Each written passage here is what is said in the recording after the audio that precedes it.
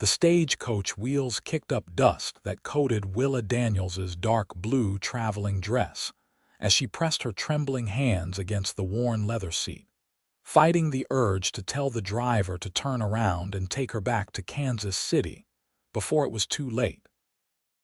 The Montana Territory stretched endlessly before her, all rolling hills and vast sky, so different from the cramped boarding house where she had spent the last 3 years scrubbing floors and dodging the landlord's wandering hands. That life had driven her to answer the advertisement in the newspaper, to correspond with a rancher named Henry Robertson, who promised a home, security, and a partnership in building a life together.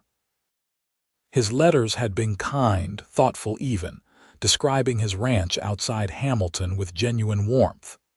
But now that she was actually here, actually about to meet this stranger she had agreed to marry, every breath felt like swallowing stones. The year was 1882, and Montana was still wild enough that respectable women did not travel alone unless desperation gave them no other choice. Willa had that desperation in spades. At 23, she had watched too many friends fade into shadows of themselves, working their fingers bloody for pennies while men decided their worth. Henry's proposal had seemed like a door opening in a room with no windows. But as the stagecoach rattled closer to Hamilton, that door felt more like a cliff's edge.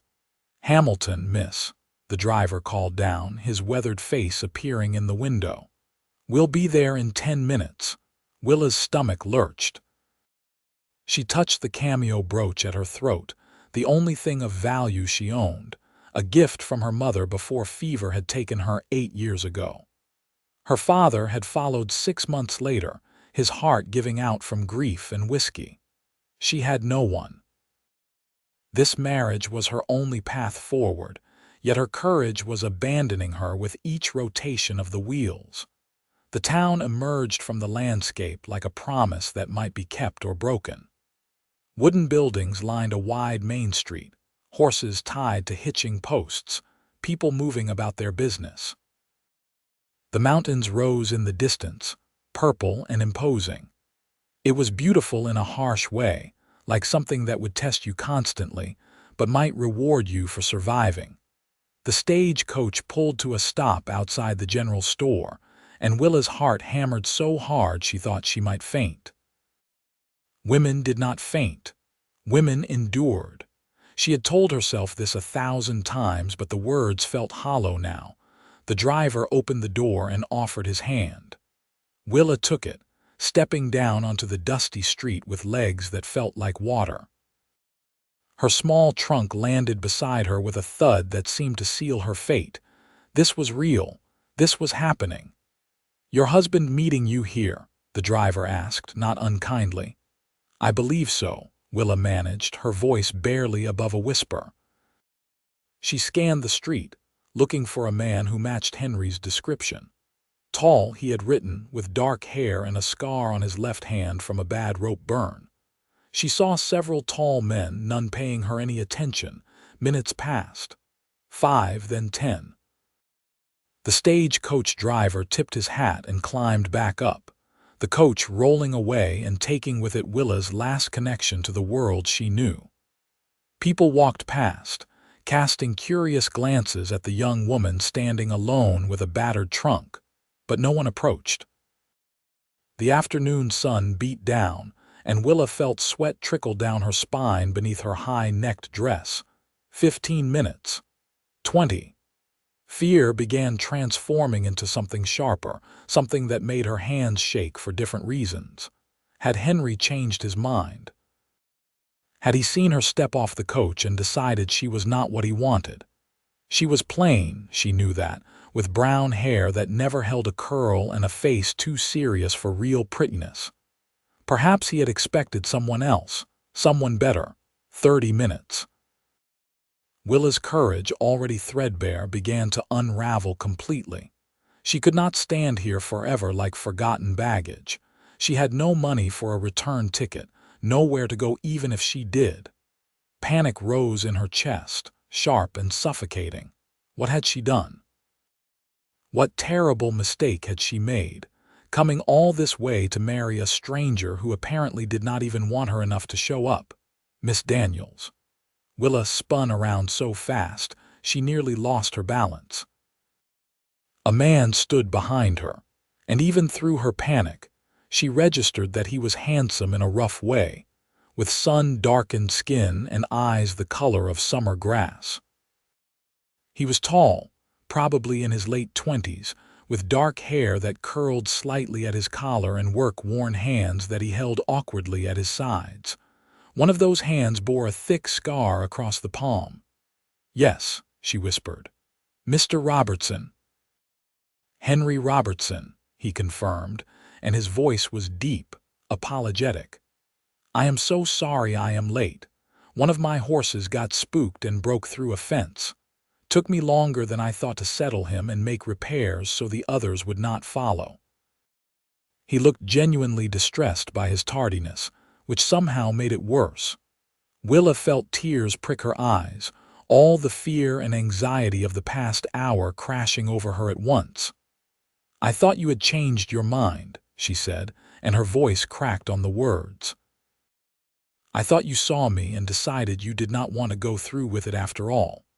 Henry's expression shifted to something like horror. "No, miss, no. That is not what happened at all. I gave you my word and I keep my word. I would have been here an hour early if that damned horse had any sense." He stopped, looking embarrassed. "Pardon my language." Willa wanted to believe him, but her composure was crumbling. The fear had been building for so long, through all the miles of travel, through all the sleepless nights before she left Kansas City. Now it had nowhere to go but out. Her breath came in short gasps and her vision started to blur at the edges. The street seemed to tilt. "Miss Daniels, you are pale as milk," Henry said, his voice sharp with concern. "When did you last eat?" Willa tried to remember. "Yesterday, the day before." Food had seemed impossible with her stomach in knots. "I am not sure," she admitted. Henry cursed under his breath, then did something unexpected. He reached out and took her hand, his rough palm warm against her cold fingers. The contact steadied her, gave her something solid to focus on. "I am here," he said firmly, his green eyes holding hers. "I know you are scared. I know this is strange and you do not know me from Adam. But I am here, Willa. May I call you Willa?" She nodded, unable to speak. "I am here and I am not going anywhere. We are going to get you something to eat, and then we are going to talk properly, like two people getting to know each other should." "All right." The panic receded slightly, pushed back by the steadiness in his voice and the warmth of his hand. Willa nodded again, not trusting her voice. Henry did not let go of her hand. Instead, he picked up her trunk with his free arm like it weighed nothing and guided her toward a small restaurant 2 doors down. His hand stayed wrapped around hers, calloused and strong, and Willa found herself clinging to it like a lifeline. She had expected formality, distance, the awkwardness of 2 strangers bound by contract. She had not expected this immediate kindness, this instinctive understanding of what she needed. The restaurant was simple but clean, with checkered tablecloths and the smell of fresh bread. Henry led her to a corner table and finally released her hand to pull out her chair. Willa sat, feeling slightly more solid now that she was off the street. Henry took the seat across from her, his long legs barely fitting under the small table. A woman in a flour-dusted apron appeared, smiling at Henry with the familiarity of long acquaintance. "Henry Robertson, as I live and breathe. And who is this lovely young lady?" "This is Miss Willa Daniels," Henry said, and there was something proud in his voice that surprised Willa. "My bride arrived from Kansas City today." The woman's smile widened. "Well, congratulations. I am Martha, dear. Welcome to Hamilton.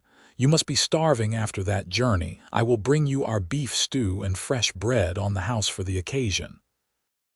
Before Willa could protest, Martha had disappeared into the kitchen. Henry leaned back in his chair, studying Willa with an expression she could not quite read. "I truly am sorry for being late," he said quietly. "That must have been frightening, standing there alone in a strange place." "I nearly ran," Willa confessed, surprising herself with the honesty. "If I had anywhere to run to, I think I might have." Henry did not look offended. Instead, he nodded slowly. "I thought about running too, right before I sent that first letter to the matrimonial agency. Felt like a coward, advertising for a wife like she was a piece of farm equipment. But running from my life was not going to make it any better, and neither was staying alone." His frankness loosened something in Willa's chest. "Why did you advertise?" she asked.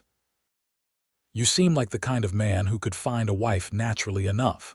A shadow crossed Henry's face. "I was engaged once, 5 years back. Girl named Sarah from a neighboring ranch, but she got sick that winter, lung fever, did not make it to spring." He paused, his jaw working. "After that, I threw myself into building up my ranch, did not pay attention to much else.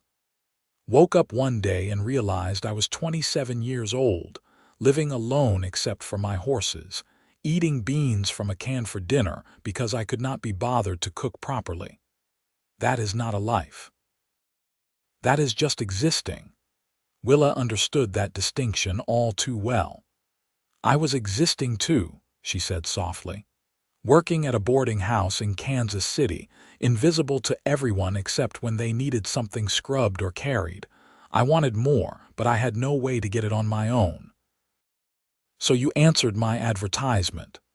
"So I answered your advertisement," Willa confirmed, "and then spent every day since terrified that I had made the worst mistake of my life." "Have you?" Henry asked, and there was vulnerability in the question that made him suddenly seem younger. "Made a mistake?" Willa looked at him, really looked. His face was weathered from sun and wind, but there was kindness in it and intelligence in those green eyes. His hands, resting on the table, were working hands, scarred and strong. He had held her hand when she needed steadying, had noticed her fear and addressed it directly rather than pretending everything was fine. In the letters, he had seemed decent. In person, he seemed real. "I do not know yet," she said honestly, "but I do not think so." Something in Henry's expression eased. "That is a start, then." Martha returned with 2 bowls of fragrant stew and a basket of bread still warm from the oven. Willa's stomach cramped with sudden hunger, and she realized she was famished. She ate slowly at first, mindful of manners, but Henry gestured encouragingly with his spoon. "Go ahead and eat properly. You have had a long journey and you are probably half-starved. I will not judge." So Willa ate, and the food was delicious, rich and hearty. Henry ate too, and they sat in companionable near silence for a while, the awkwardness dissipating with each bite. When the bowls were empty, Martha brought coffee, strong and bitter but warming. "Tell me about your ranch," Willa said, cupping her hands around the warm mug. "Your letters mention horses." Henry's face lit up in a way that transformed it. "I breed and train horses, mostly for ranch work but some for riding. Started with 3 mares and a stallion 4 years ago. Now I've got 12 horses and a reputation for quality training.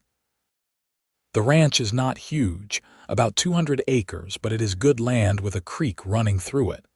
The house is not much, just 4 rooms, but it is solid. I built it myself." There was pride in his voice, the kind that came from genuine accomplishment rather than boasting. Willa found herself warming to him. "I do not know anything about horses," she admitted. "I have ridden exactly twice in my life, and both times I was terrified." "I can teach you," Henry offered immediately. "Horses are not scary once you understand them. They are just big animals with strong opinions about how things should be done. Not so different from people, really. Willa smiled despite herself. In your letters, you mentioned wanting a partnership. What did you mean by that exactly? Henry set down his coffee cup, his expression serious. I meant that I am not looking for a servant or someone to just keep house and bear children, though I hope we will have children eventually if we are blessed. I want a partner, someone who has opinions and shares in decisions. The ranch is my life's work, but it could be our life's work. I want someone who cares about it, who will help build it into something better. Does that make sense? It made more sense than anything else in Willa's recent life. Yes, she said. That makes sense. But I should be honest with you, Henry. I am not sure I know how to be a partner. I have spent years being told what to do, following orders. I'm not sure I know how to have opinions that matter. Then you will learn, Henry said simply. And I will learn too. I have been alone so long I probably make decisions without thinking about anyone else. We will figure it out together. The casual confidence with which he said it made Willa want to believe him. Before she could respond, Martha reappeared with a concerned expression. Henry, hate to interrupt, but there is some trouble down at the saloon. Tom Watkins is drunk again and making noise about his boundary dispute with your northern pasture. Henry's jaw tightened. He stood, then looked down at Willa with clear reluctance. I need to deal with this before it gets out of hand.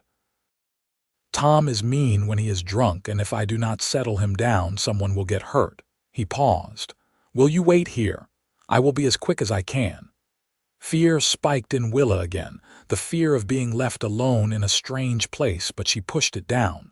She was not a child. I will wait, she said, trying to sound steadier than she felt. Henry reached into his pocket and pulled out a few coins, setting them on the table. Order whatever you want. I will be back soon. He hesitated, then added quietly, I am not leaving you, Willa, I promise. Then he was gone, his long strides carrying him quickly out of the restaurant.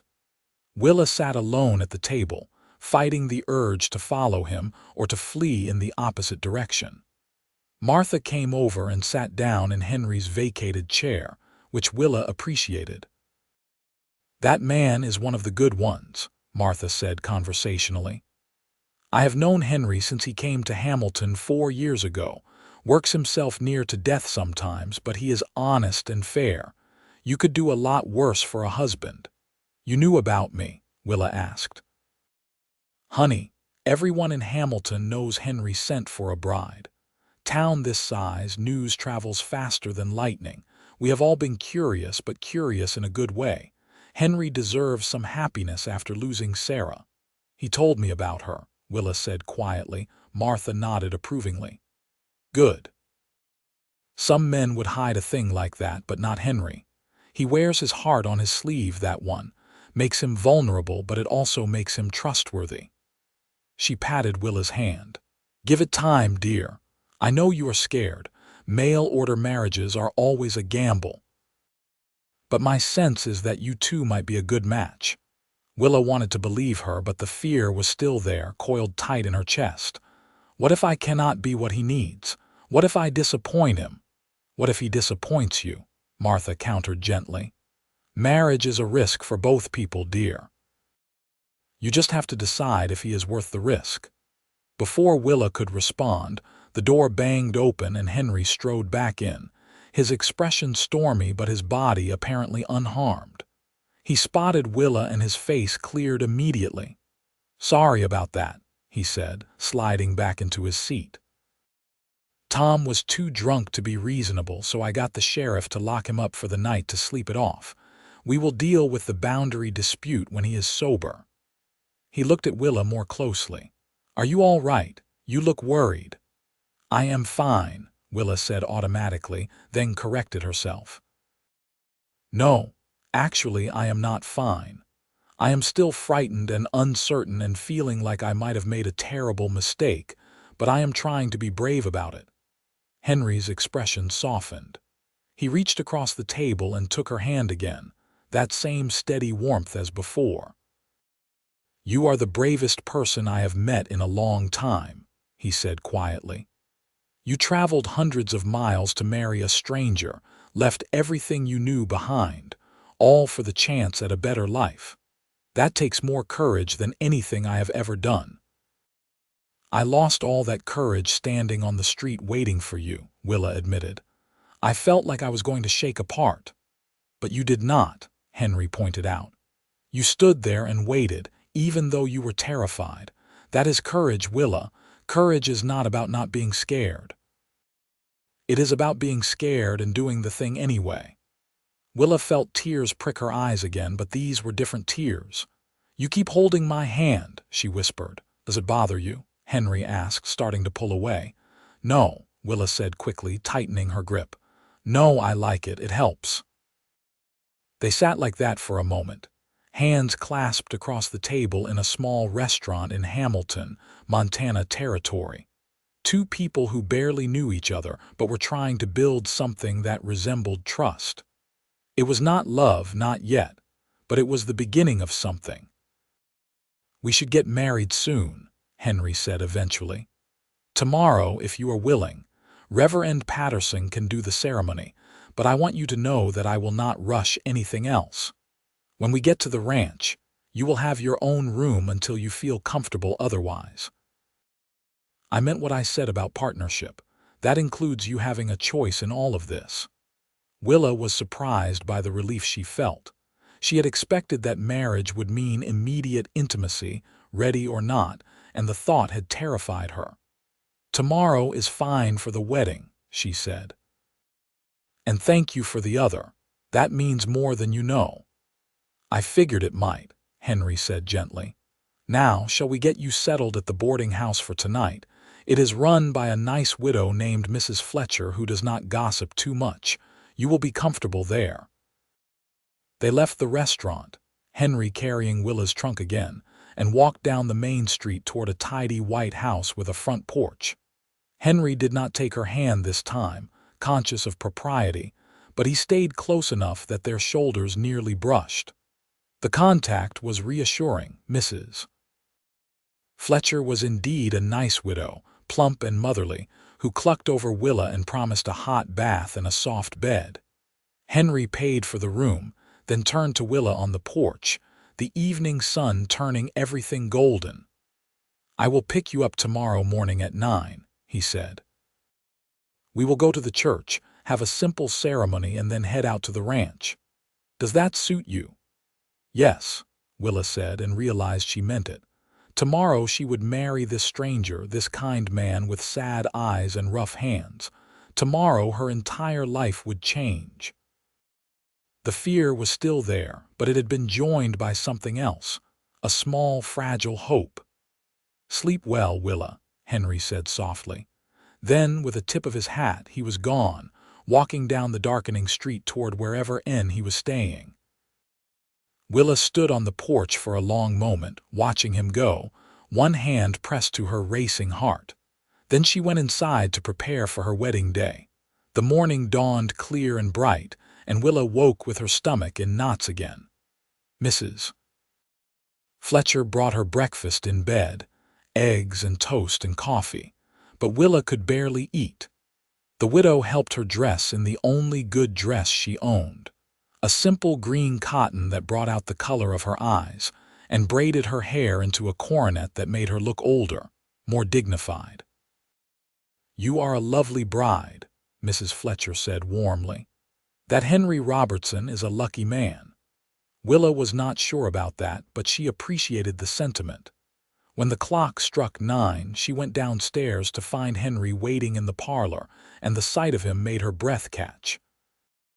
He was dressed in clean dark trousers and a white shirt, his hair still damp from washing, a small bunch of wildflowers clutched in one hand. He looked nervous, which somehow made Willa feel better. "You look beautiful," Henry said, and the sincerity in his voice made Willa's cheeks warm. "You brought flowers," she said, touched by the gesture. "Could not bring you to our wedding empty-handed," Henry replied, offering them to her. The flowers were simple, yellow and purple blooms that must have grown wild near his ranch, but they were the loveliest things Willa had ever received. The walk to the church was short, and Willa found herself gripping her flowers tightly, using them to anchor herself. Henry walked beside her, not touching but close, and twice he glanced over at her with an expression that was equal parts nervous and determined. The church was small and wooden, with simple pews and sunlight streaming through plain glass windows. Reverend Patterson was waiting, a kindly older man with wire-rimmed spectacles who shook both their hands and did not ask too many questions. There were no guests, no music, no celebration. Just two people standing before an altar, promising to spend their lives together based on little more than hope and desperation. "Do you, Henry James Robertson, take this woman to be your lawfully wedded wife?" the Reverend asked. "I do," Henry said clearly, his green eyes fixed on Willa's face. "And do you, Willa Rose Daniels, take this man to be your lawfully wedded husband?" This was it. This was the moment when she committed herself completely, when she burned the last bridge back to her old life. Willa's mouth went dry. Her hands started to shake, making the flowers tremble. The fear rose up like a wave, threatening to drown her. Henry must have seen it in her face because he reached out and took her free hand, his grip warm and solid. "I am here," he whispered, so quietly that only she could hear. "Right here with you." The fear did not disappear, but it receded enough that Willa could breathe. She looked into Henry's eyes and saw her own nervousness reflected back, mixed with kindness and determination. He was scared too, she realized. They were both terrified, two people taking a leap together into unknown territory. "I do," Willa said, and her voice only shook a little. Reverend Patterson smiled. "Then by the power vested in me, I pronounce you husband and wife. You may kiss your bride, Henry." Henry looked at Willa, a silent question in his eyes. She nodded, and he leaned down and pressed a brief, gentle kiss to her lips. It was chaste, almost formal, but Willa felt it all the way to her toes. This was her husband. This stranger was now the person she was bound to for life. They signed the register, Henry's handwriting bold and clear, Willa's more careful. Reverend Patterson shook their hands again and wished them well. Then they were walking out into the sunshine as husband and wife, and Willa felt dizzy with the speed and enormity of it all. "Are you all right?" Henry asked as they stood on the church steps. "I do not know," Willa answered honestly. "This does not feel quite real yet." "It does not feel real to me either," Henry admitted. "But we will figure it out, ready to see your new home." Willa nodded, and they walked to where Henry had left his wagon hitched outside the general store. It was a sturdy farm wagon, pulled by two large draft horses that eyed Willa placidly. Henry helped her up onto the bench seat, then climbed up beside her and took the reins. The ride out of Hamilton and toward Henry's ranch took about 40 minutes, following a dirt road that wound through rolling grassland and stands of pine trees. The landscape was beautiful in a vast, overwhelming way. Willa sat beside her new husband, clutching her wildflower bouquet and trying to calm her racing heart. Henry did not push conversation, but he pointed out landmarks as they passed. The creek, where he got water. The neighboring ranch owned by a family named Sullivan who had 2 sons and a daughter. The meadow where he let his horses graze in summer. His voice when he talked about the land was full of love, and Willa realized this place was not just property to him. It was his dream made tangible. "There," Henry said finally, pointing ahead. "That is home." Willa looked and saw a house emerging from the landscape. It was small, as Henry had said, built of logs with a stone chimney and a covered porch. But it looked solid and well made, with real glass windows and a barn nearby that was in good repair. Horses grazed in a fenced pasture, their coats gleaming in the sunshine. It was simple, but it was cared for, and Willa felt something in her chest ease slightly. Henry pulled the wagon up to the house and jumped down, then came around to help Willa descend. When her feet touched the ground, she was standing in her new home for the first time. The reality of it hit her hard. "Come inside," Henry said gently. "I will show you around." The house was indeed 4 rooms, a main room that served as kitchen and parlor, 2 bedrooms, and a small washroom. The furniture was simple but well made, much of it clearly crafted by Henry himself. The floors were clean, the windows unbroken. It was a bachelor's house, sparse and undecorated, but it had good bones. "This will be your room," Henry said, opening the door to the smaller bedroom. Inside was a bed with a plain quilt, a dresser, and a washstand. Sunlight streamed through the window. "I sleep in the other room. The door has a lock if you want to use it, though I give you my word I will not disturb you." Willa walked into the room, setting her wilted flowers on the dresser. Her room, her space in this new life. "It is nice," she said quietly. Henry lingered in the doorway. "I know this is strange," he said. "I know you are probably overwhelmed. If you need time alone, just say so. I have work to do with the horses anyway. Make yourself comfortable, explore the house, rest if you need to. Whatever helps." The consideration in his voice made Willa's eyes sting with tears again. She had expected a husband who would see her as property, who would have demands and expectations. Instead, she had gotten Henry, who seemed to genuinely care about her comfort. "Thank you," she whispered. Henry nodded and withdrew, closing the door gently behind him. Willa sank down onto the bed and let out a shaky breath. She was married. She was in Montana. This was her life now. The fear was still there, a constant hum beneath everything, but so was that fragile hope. After a few minutes, Willa got up and began to explore. Her trunk had been brought in, probably by Henry while she was looking at her room. She unpacked her few belongings, hanging her dresses in the small closet and arranging her brush and hand mirror on the dresser. The activity was soothing, familiar. When she was done, she ventured out into the main room.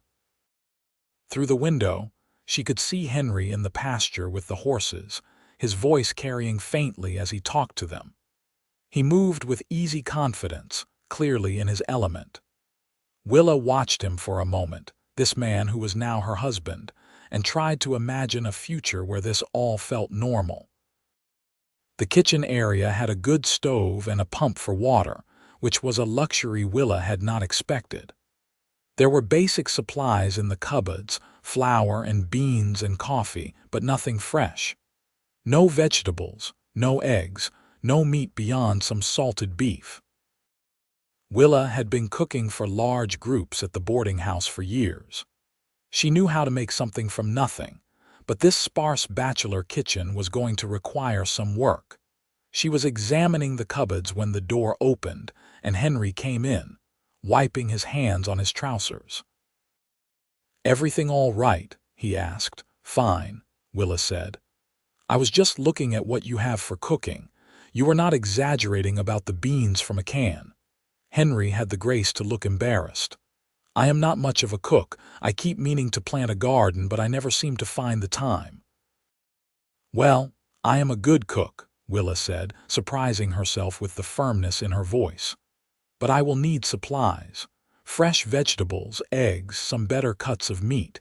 And I would like to plant that garden if you tell me where you were thinking of putting it." Henry's face lit up. "The Sullivan family keeps chickens, and Mary Sullivan has been trying to give me eggs for years. I kept refusing because I felt like charity, but if I tell her they are for my wife, she will be happy to help. And there is a good spot on the south side of the house for a garden, gets sun most of the day. We can ride over to the Sullivans tomorrow, get eggs and maybe some vegetable starts if they have any to spare." The casual mention of riding made Willa's stomach flip. "I told you I cannot ride," she reminded him. "And I told you I would teach you," Henry replied easily. "But for tomorrow you can ride with me. The Sullivans are not far, maybe 30 minutes on horseback. You will be fine." Willa was not sure about that, but she nodded anyway. This was her life now, and she would have to learn to do things that scared her. Besides, the idea of getting proper cooking supplies and meeting neighbors was appealing. That evening, Willa cooked dinner with what she had available, making a stew that was far better than anything Henry had been eating. They ate at the small table, and the silence was less awkward than it had been the day before. Henry complimented her cooking sincerely, and Willa felt a small glow of pride. After dinner, Henry washed the dishes while Willa dried them, and the domesticity of it was strange but not unpleasant. When everything was clean, Henry excused himself to check on the horses one more time, giving Willa space. She retreated to her room, exhausted from the emotion of the day, and fell asleep almost immediately, still wearing her wedding dress. The next morning, Willa woke to the smell of coffee and found that Henry had already been up for hours, doing morning chores. There was fresh water in the pitcher on her washstand and a cup of coffee waiting for her in the kitchen. Small kindnesses, but they mattered. They ate a simple breakfast, and then Henry announced it was time to teach her to ride. Willa's stomach dropped, but she followed him out to the pasture. He brought over a calm-looking brown mare with a white blaze on her nose.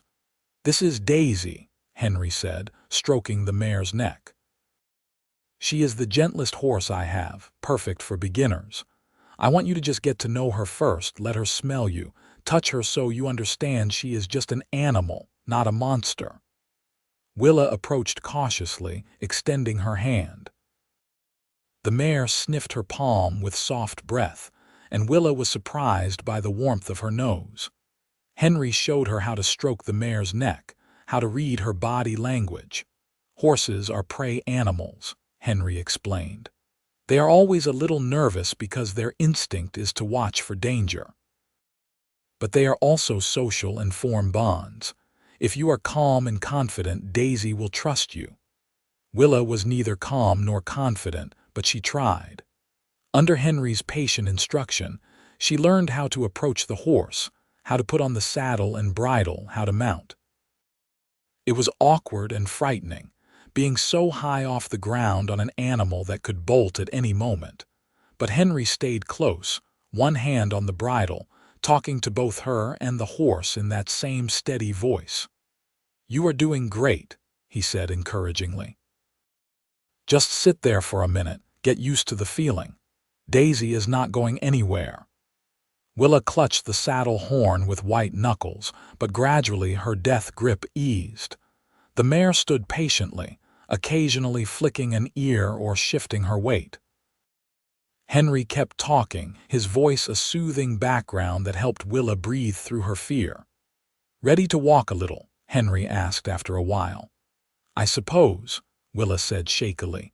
Henry led the mare slowly around the pasture, and Willa felt every step as a small miracle. She was riding. She was actually riding a horse. It was terrifying but also exhilarating in a way she had not expected. Henry glanced up at her frequently, checking her face, and she saw approval in his expression.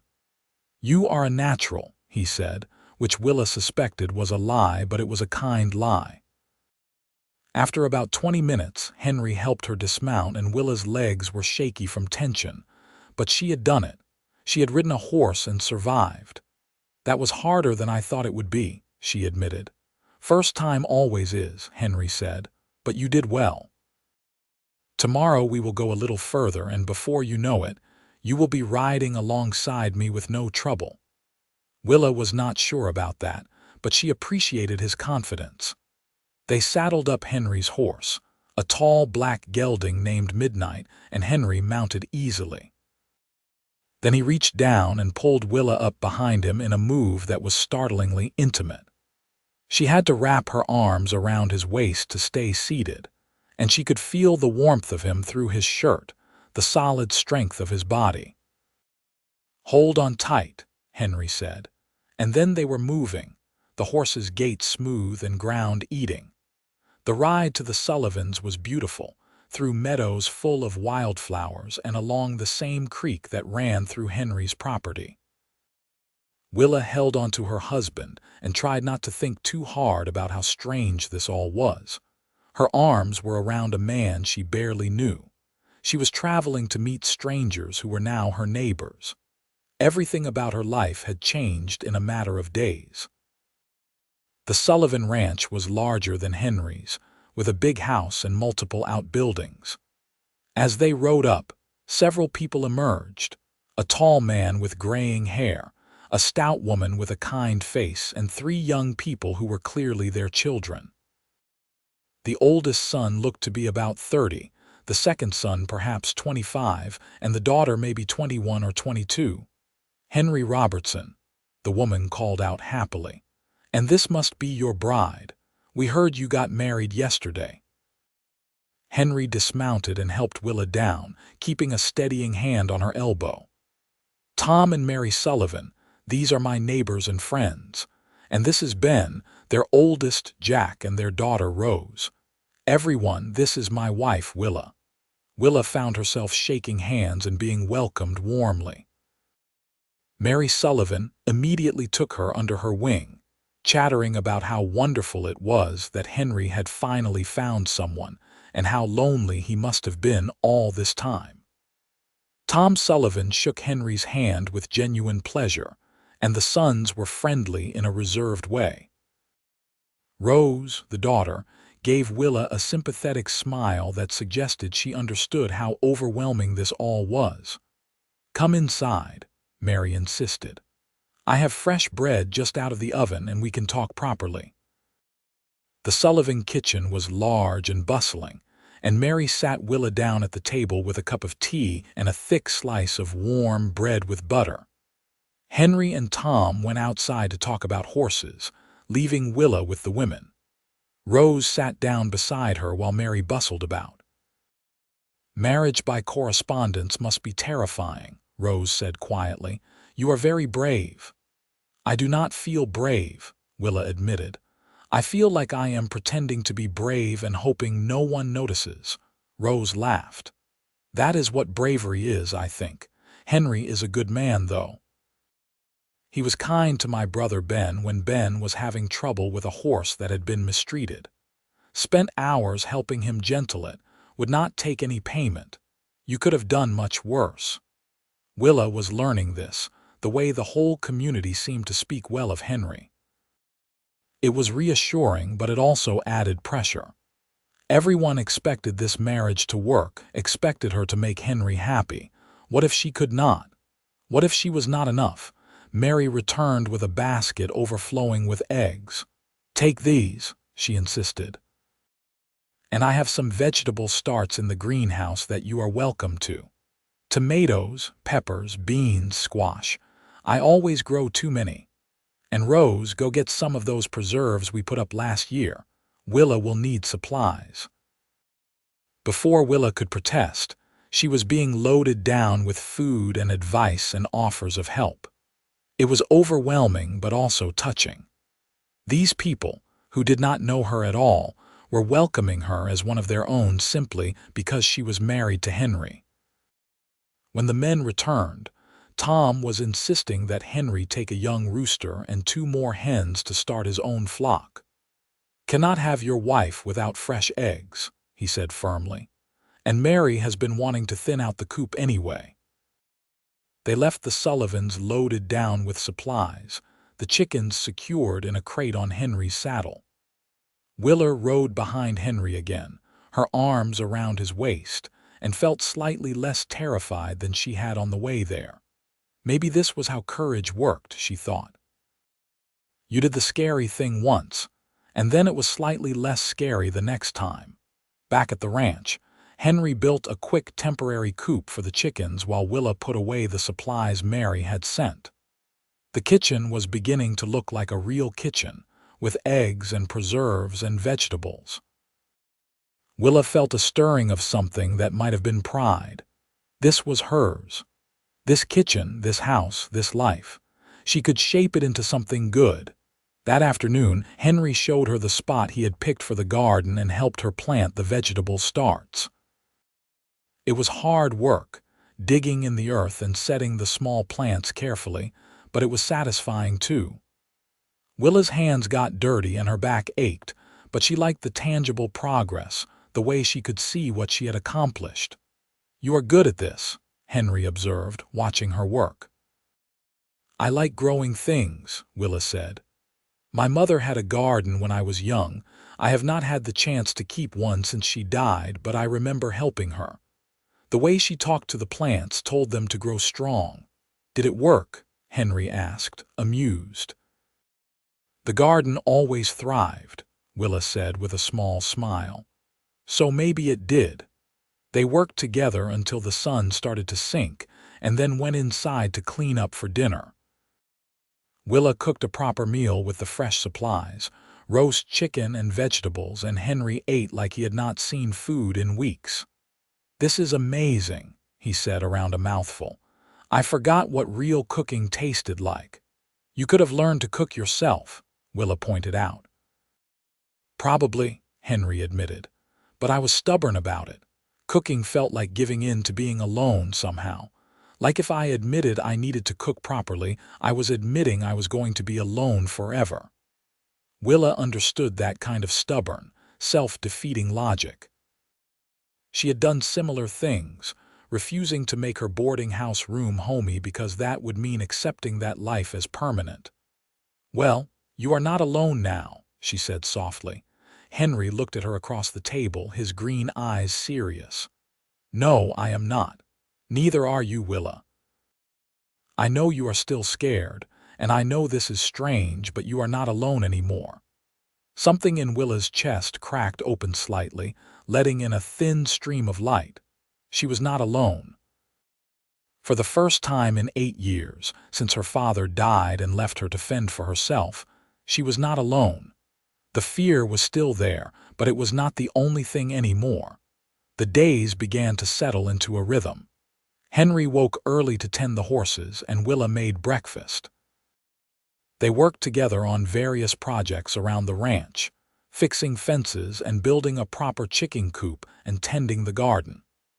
Henry taught Willa to ride, patient and encouraging, until she could manage Daisy on her own for short distances.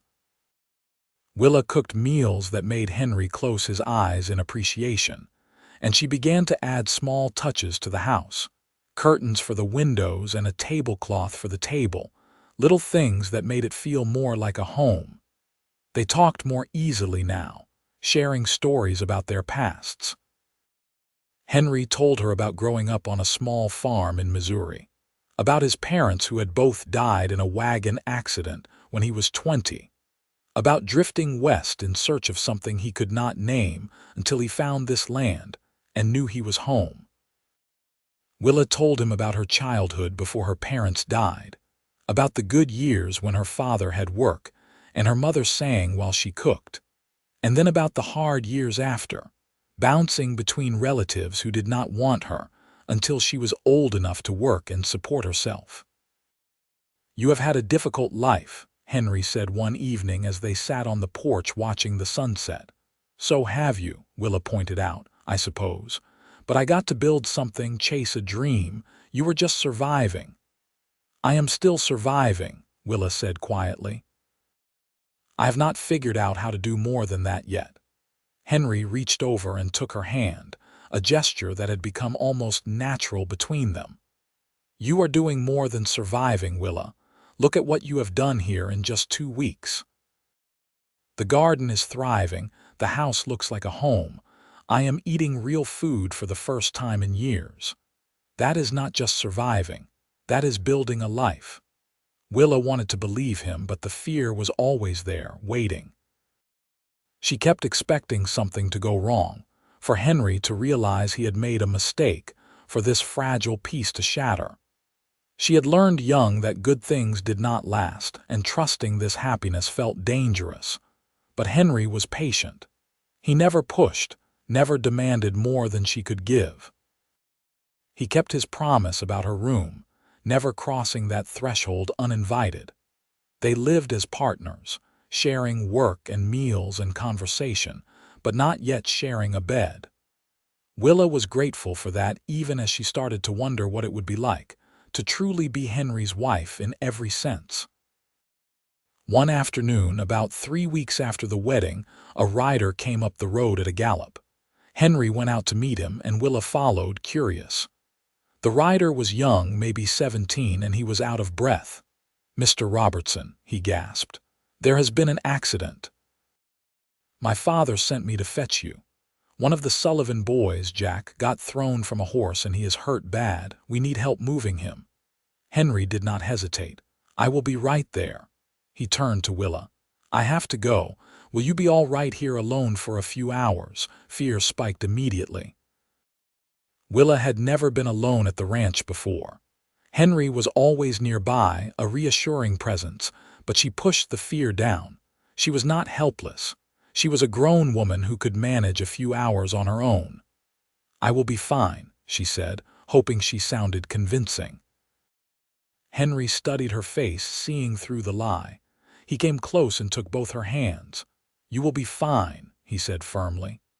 "The door's locked, the chickens are fed, there is nothing that needs doing. Read a book, work on your sewing, rest. I will be back before dark, I promise." "What if something happens?" Willa asked, hating how small her voice sounded. "Nothing will happen," Henry said gently. "But if you get truly scared, you can always ride Daisy over to the Sullivans. They are only 30 minutes away and you know the way. You are capable, Willa. You are stronger than you think." He kissed her forehead, a chaste touch that still sent warmth through her, and then he was gone, riding off with the young messenger. Willa stood in the yard and watched them disappear, feeling absurdly close to tears. This was ridiculous. She was not a child afraid of being left alone. But the old fears ran deep. The fear of abandonment, of being forgotten, of being unimportant enough to leave behind. She went inside and tried to busy herself with chores. She swept the already clean floors, checked on the bread dough rising in the bowl, mended a shirt Henry had torn on a fence post.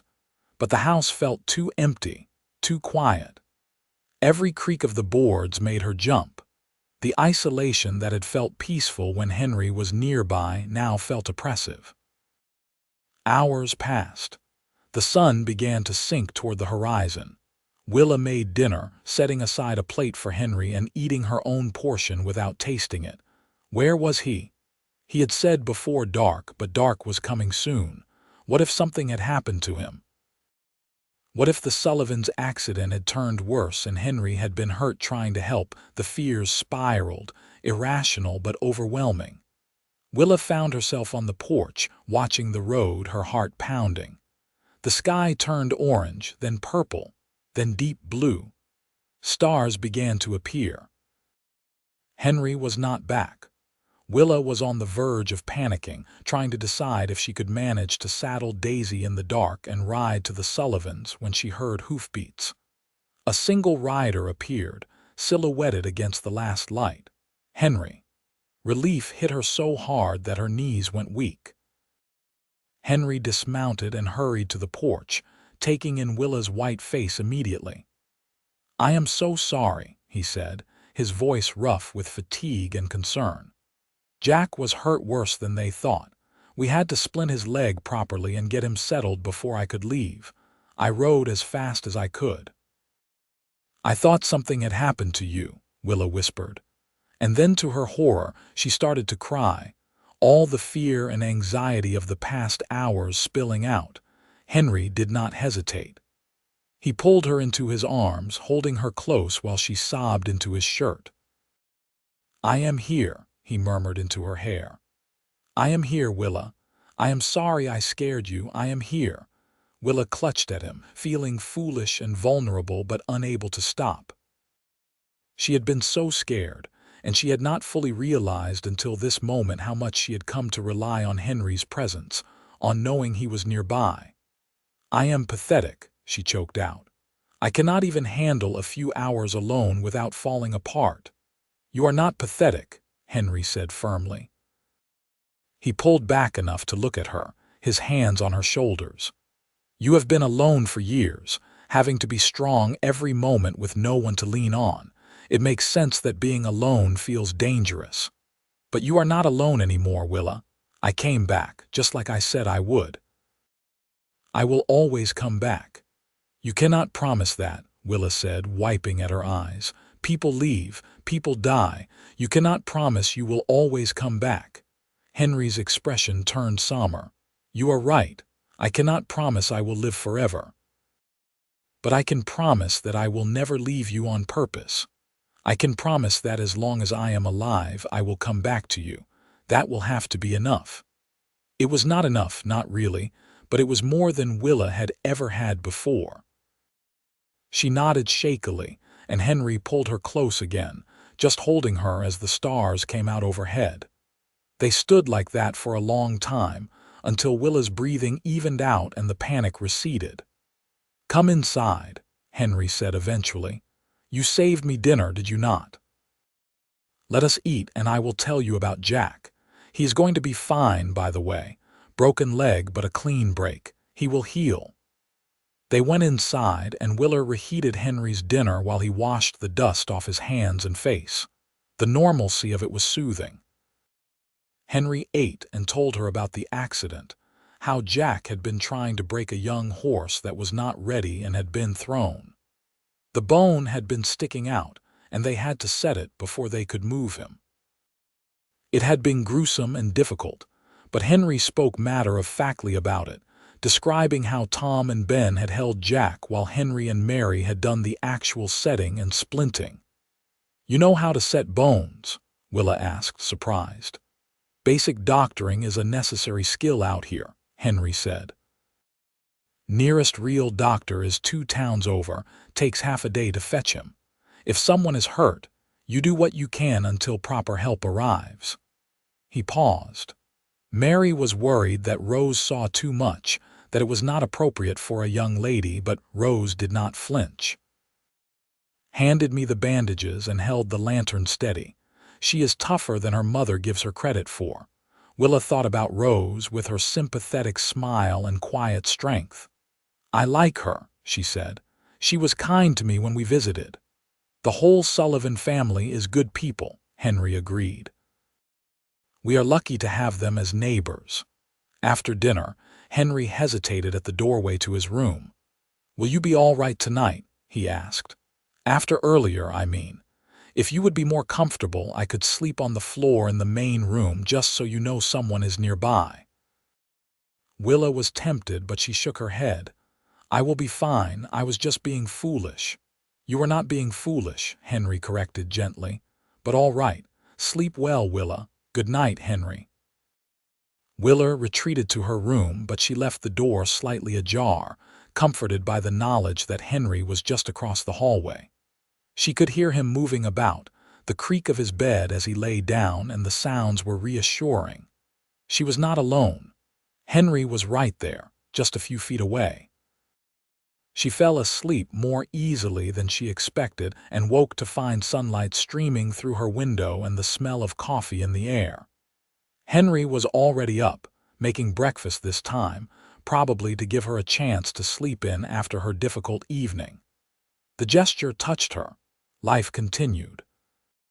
Summer deepened into full bloom, and the garden began producing vegetables that Willa harvested and cooked or preserved. The chickens laid eggs reliably, and Willa found she enjoyed tending them, like their busy personalities. Henry's horses were thriving, and several ranchers came to look at young stock he had for sale. Money was not abundant, but it was steady, and that was more than Willa had ever had before. She and Henry fell into an easy partnership. They worked together, ate together, sat on the porch in the evenings and talked. Henry told her stories about the horses, about training them and learning their individual personalities. Willa told him about books she had read, the novels she had borrowed from whatever library she could find over the years, the stories that had been her escape from the drudgery of her life. "You are smart," Henry said one evening, sounding surprised.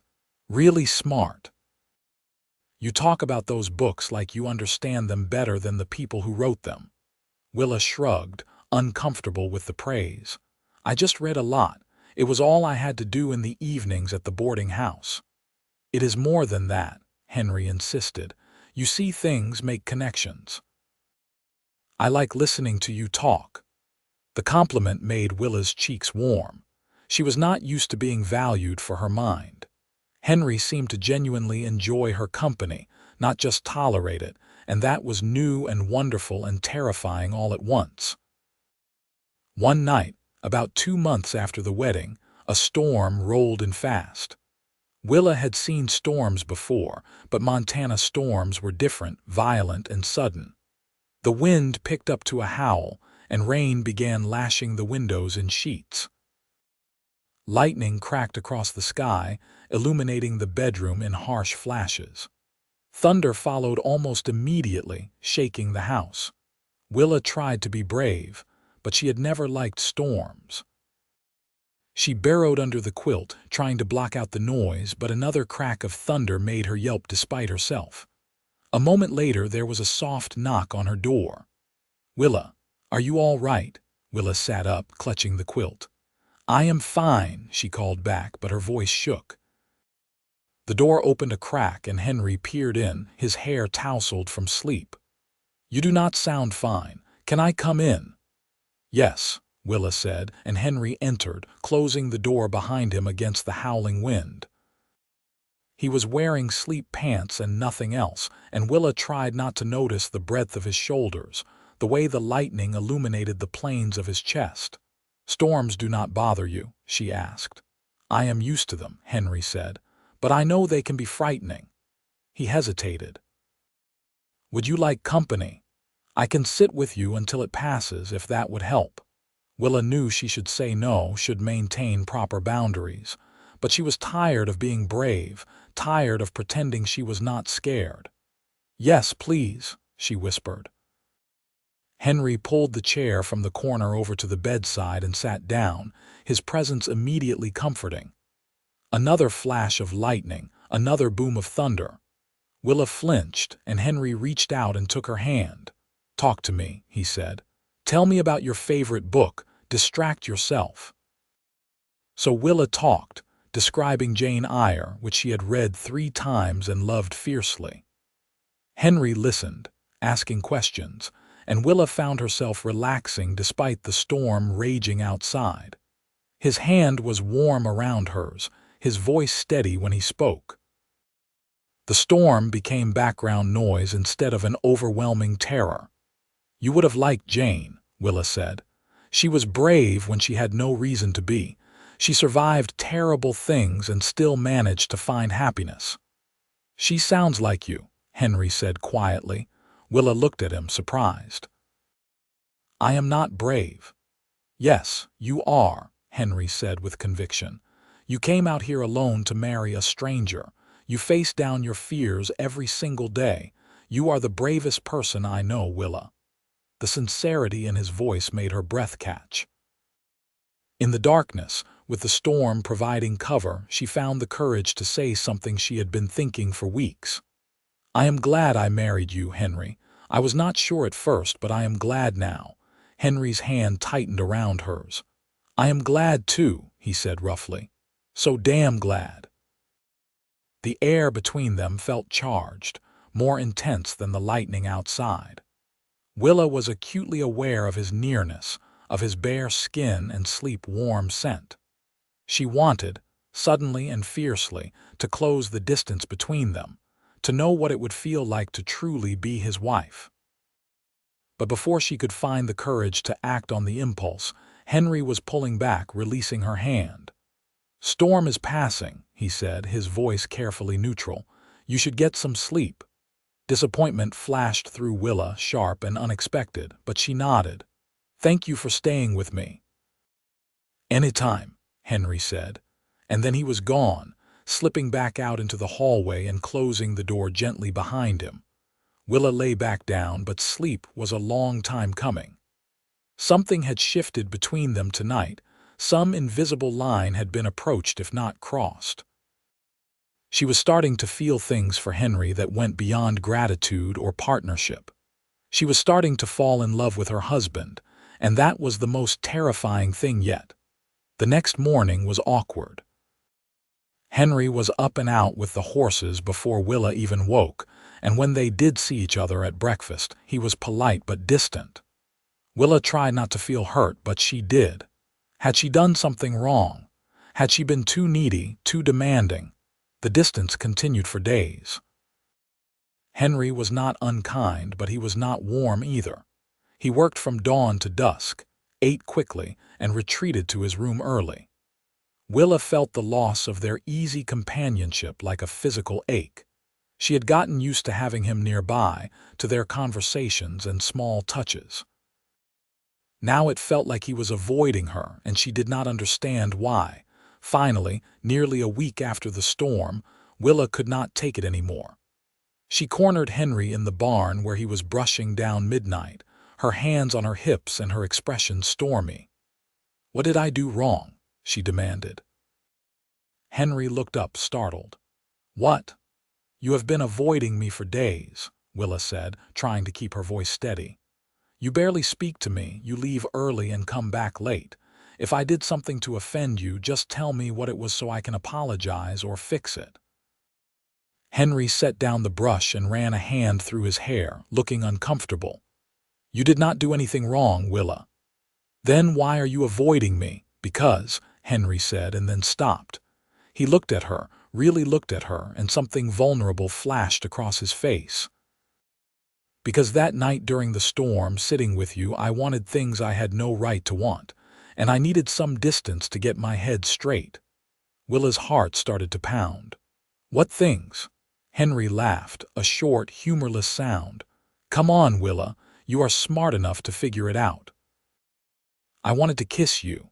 I wanted to climb into that bed with you and hold you. I wanted to make you truly my wife.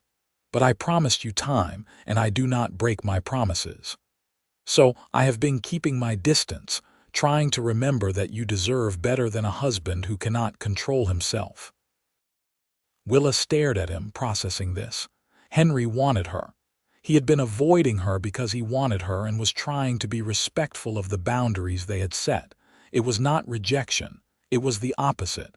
"What if I want those things too?" she asked quietly. Henry froze. "Willa." "What if I am tired of sleeping alone?" Willa continued, finding courage from somewhere deep inside. "What if I want to really be your wife? What if I am falling in love with you and I do not want to be scared of that anymore?" Henry crossed the space between them in 3 long strides and cupped her face in his hands. "Say that again," he demanded, his voice rough. "I am falling in love with you," Willa whispered. "I think I have been for weeks, but I was too scared to admit it." "God, Willa." And then he was kissing her. Not the chaste press of lips from their wedding day, but a real kiss, deep and hungry. Willa kissed him back, her hands coming up to grip his shoulders, and it was nothing like she had imagined and everything she needed. It was heat and connection and the feeling of coming home. When they finally broke apart, both breathing hard, Henry rested his forehead against hers. "I love you," he said simply. "I think I started falling in love with you when I saw you standing alone on that street looking so scared and brave at the same time. But I did not want to push you, did not want to make you feel obligated." "I do not feel obligated," Willa said, her voice shaking. "I feel lucky." Henry kissed her again, softer this time, and then pulled her close, just holding her.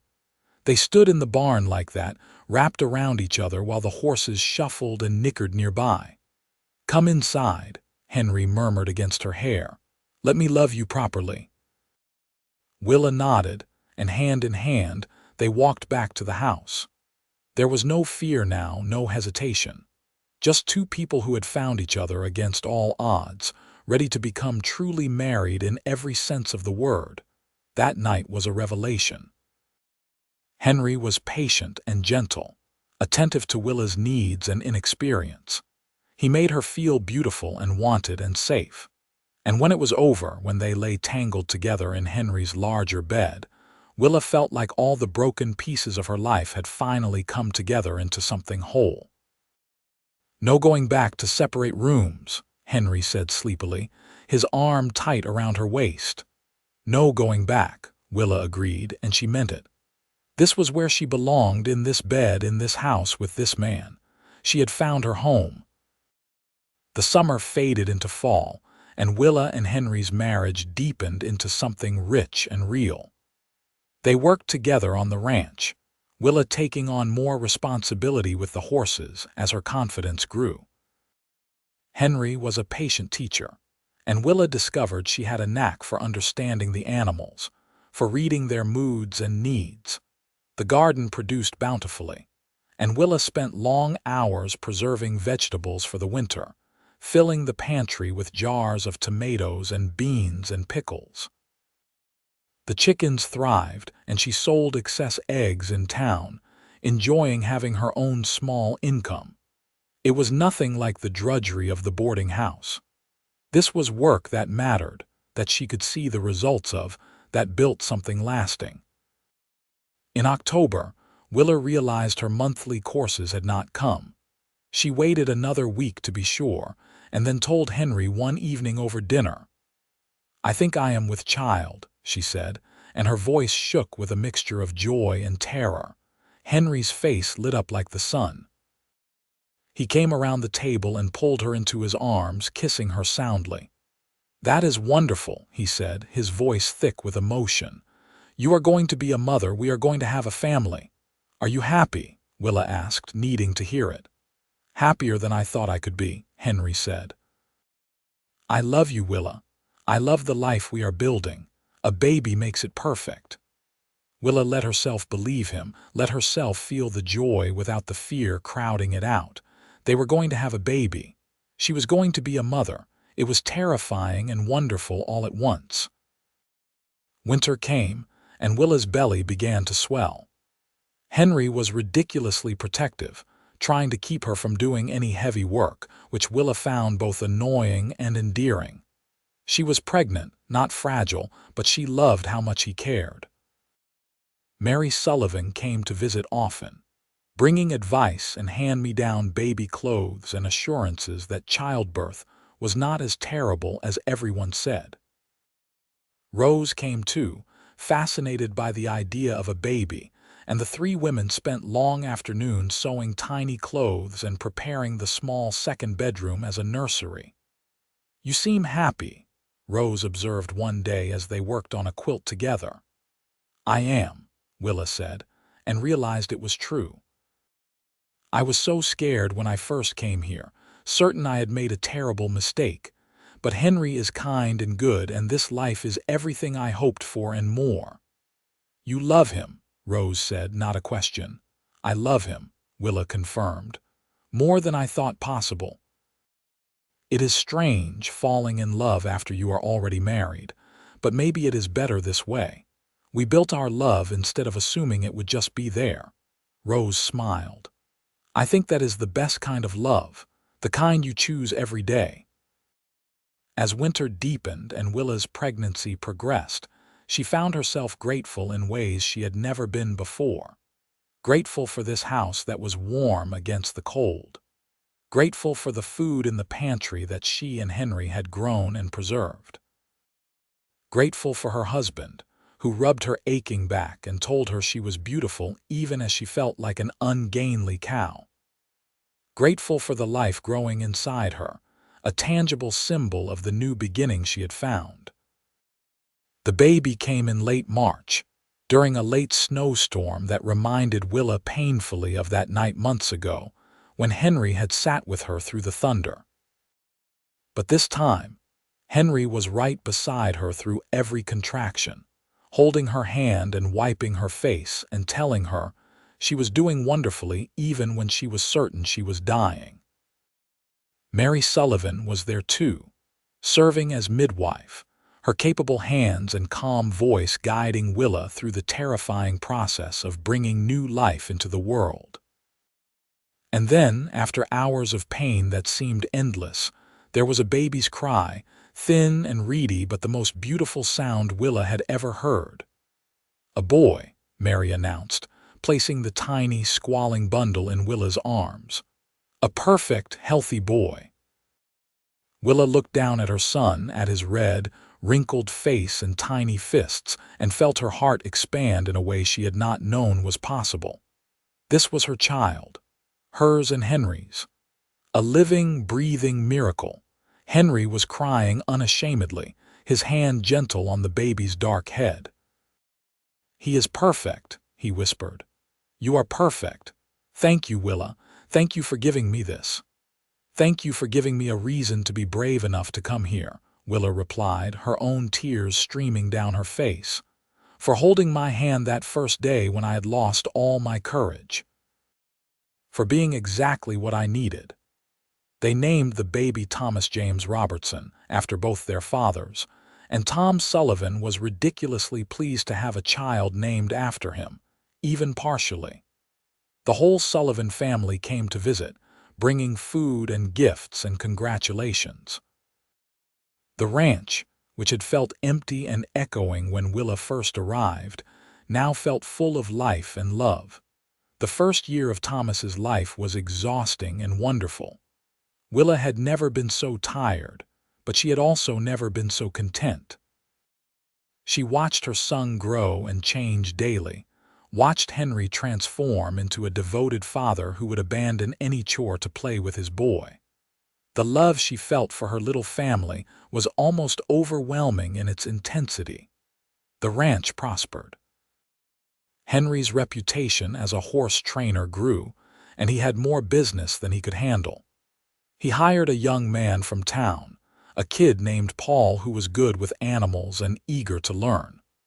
With the extra help, Henry had more time to spend with his family, and he used every moment of it. On their second wedding anniversary, Henry took Willa into town for dinner at the restaurant where they had first talked, where he had held her hand and told her he was there.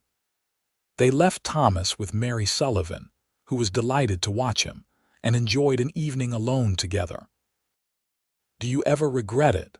Henry asked over coffee. Answering that advertisement, coming out here to marry a stranger, Willa reached across the table and took his hand, her fingers lacing through his. "Never," she said firmly. "Best decision I ever made, even if I was terrified at the time." "I was terrified too," Henry admitted. "Terrified you would hate me or the ranch or this life. Terrified I would not be enough." "You are more than enough," Willa said. "You are everything, Henry. You gave me a home and a family and a life worth living. You saw me when I felt invisible. You held my hand when I had lost all my courage. You are my everything." Henry lifted her hand and pressed a kiss to her palm. "I love you, Willa Robertson, more now than on the day we married, though I did not think that was possible." "I love you too," Willa said.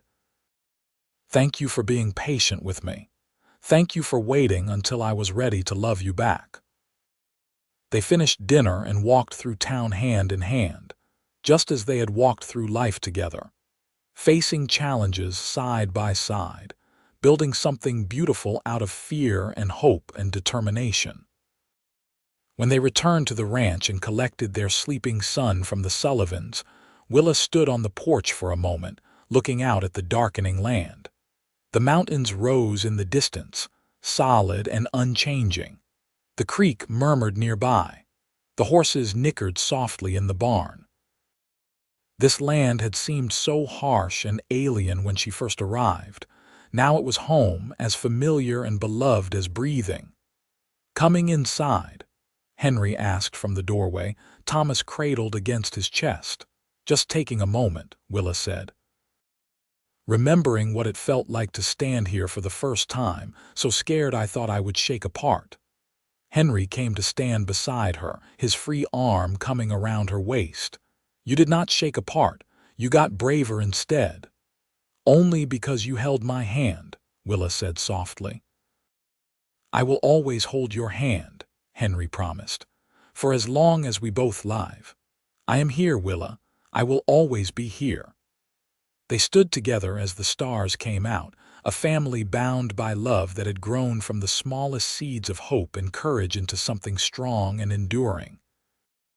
Willa leaned into her husband's warmth and felt her son's soft breathing and knew, with absolute certainty, that she was exactly where she belonged. The years rolled forward, bringing new challenges and joys. A second child arrived 2 years after Thomas, a daughter they named Emma Rose after no one in particular, but because Willa had always loved the name. Emma was spirited and stubborn, keeping both parents on their toes. Thomas grew into a thoughtful, gentle boy who loved the horses as much as his father did. The ranch continued to prosper. Henry's breeding program became known throughout Montana territory, and people came from far and wide to buy his horses. Willa expanded the garden every year and eventually started selling vegetables and preserves in town alongside her eggs. She earned enough that she could afford small luxuries: books for herself, toys for the children, fabric for new dresses. But more than the material success, it was the life they built that mattered. Evenings on the porch watching the children play. Sunday dinners with the Sullivan family, who had become like blood relatives. Quiet mornings before the children woke when Henry and Willa drank coffee together and talked about their plans for the day. The small intimacies of a marriage built on friendship and respect as much as love. When Thomas turned 10 and Emma 8, Willa found herself pregnant again, a surprise that left her both delighted and exhausted at the thought of starting over with a baby. But Henry was thrilled, and the children were excited to have a new sibling, so Willa embraced it. This birth was easier than the first two, perhaps because Willa knew what to expect, or perhaps because her body remembered what to do. A second son arrived in the spring, healthy and loud, and they named him Samuel Henry Robertson. Tom Sullivan joked that he was glad they still had one child named partially after him, and Mary brought enough food to feed an army. Life was full and messy and chaotic with 3 children, but it was good. Willa sometimes looked at her life and could barely recognize the scared, worn-down woman who had stepped off that stagecoach 15 years ago. She was 48 now, her hair threaded with silver, her hands permanently roughened by work. But she was happy in a deep, bone-level way that she had never imagined possible. Thomas grew into a fine young man, eventually taking over much of the horse training from his father. He married a girl from town named Catherine when he was 22, and they built a small house on the northern edge of the ranch property. Emma shocked everyone by announcing at 16 that she wanted to become a teacher, and she went off to a women's college in Chicago, something that would have been impossible if not for the money Willa and Henry had carefully saved over the years. Samuel showed signs of being a natural rancher, loving the land and the animals with a passion that reminded Willa of Henry. Henry himself aged gracefully, his dark hair going silver but his green eyes staying sharp and kind. He moved a little slower than he used to, complained about his joints when it rained, but he was still strong and vital. He still held Willa's hand when they sat on the porch. He still told her she was beautiful, even when she laughed at him for it. "I mean it," he would insist. "You are more beautiful now than the day I married you because I know you now. I know your strength and your courage and your heart. That is what makes you beautiful." On their 25th wedding anniversary, the whole family gathered at the ranch for a celebration. Thomas and Catherine were there with their 3 children. Emma came home from her teaching position in Helena, bringing a young doctor she was courting. Samuel, now 15 and gangly, helped his father set up tables in the yard. The Sullivans came, 3 generations of them now, filling the ranch with noise and laughter. As Willa looked around at the chaos, at the life she and Henry had built, She felt a swell of emotion so strong it almost brought her to tears. This was her legacy. Not just the thriving ranch or the successful business or the children and grandchildren. It was the love, the connection, the family that had been forged from nothing but hope and courage, and two people willing to take a chance on each other. That night, after everyone had left and the ranch was quiet again, Willa and Henry sat on the porch as they had done thousands of times before. The stars wheeled overhead, vast and unchanging. The mountains stood sentinel in the darkness. The creek whispered its endless song. "Do you remember the day I arrived?" Willa asked, leaning against Henry's shoulder. "Every detail," Henry replied. "You standing on that street looking terrified, your hand so cold when I took it, the way you said you had lost your courage. You told me you were here," Willa said softly. "And you have been, every day since. Through everything good and bad you have been here, Henry. You kept your promise." "I will always keep my promises to you," Henry said, kissing the top of her head. "Until the day I die and probably beyond, if there is such a thing." "I hope there is," Willa said. "I hope we get to be together in whatever comes next, because I cannot imagine existing without you anymore. You are part of me, Henry, the best part." "You are the best part of me too," Henry replied. "Everything good in my life comes from the day you stepped off that stagecoach. You made me whole, Willa. You made me happy. You gave me a family and a purpose beyond just existing. I love you more than words can say." "I love you too," Willa whispered. "Thank you for waiting for me to find my courage. Thank you for holding my hand until I did." "Thank you for being brave enough to take it," Henry replied. They sat in comfortable silence as the night deepened, two people who had started as strangers and become so much more. A mail-order bride who had lost her courage, and a lonely cowboy who had held her hand and told her he was there. Together they had built a life, a family, a love that would endure beyond their own lifetimes in the children and grandchildren they had raised. Years later, when Willa was in her 70s and Henry in his 80s, they still sat on that porch together, watching the sun set over the mountains. Their bodies were old now, worn by decades of hard work and mountain weather. But their hands still fit together perfectly, his rough palm against hers, fingers intertwined. "I am here," Henry would still say sometimes, for no reason except that he knew Willa liked to hear it. "I know," Willa would reply, squeezing his hand. "I have never doubted it." And when Henry finally passed peacefully in his sleep at the age of 84, with Willa holding his hand one last time, she grieved deeply, but without regret. They had been given 53 years together, 5 decades of love and partnership and family. It was more than most people got, more than she had ever dreamed possible when she stood on that dusty street in Hamilton, Montana, certain she had made a terrible mistake. She lived 5 more years without him, surrounded by children and grandchildren and great-grandchildren, all of them carrying forward the legacy of love that she and Henry had built. And when she finally followed him at the age of 91, her last thought was of that first moment when Henry had taken her hand, had looked into her terrified eyes, and had said with such simple conviction, "I am here." He had been there through everything, until the very end.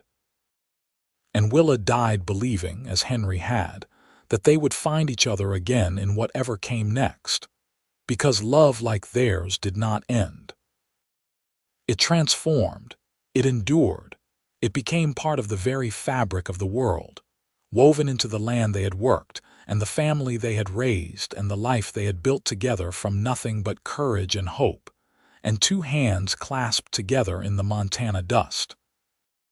Their great-grandson eventually took over the ranch, continuing the horse breeding tradition that Henry had started over a century ago. He sometimes walked the land and felt the presence of his ancestors, the ghost of their love still lingering in the spaces they had inhabited. The house had been expanded and modernized, but the original 4 rooms remained, carefully preserved.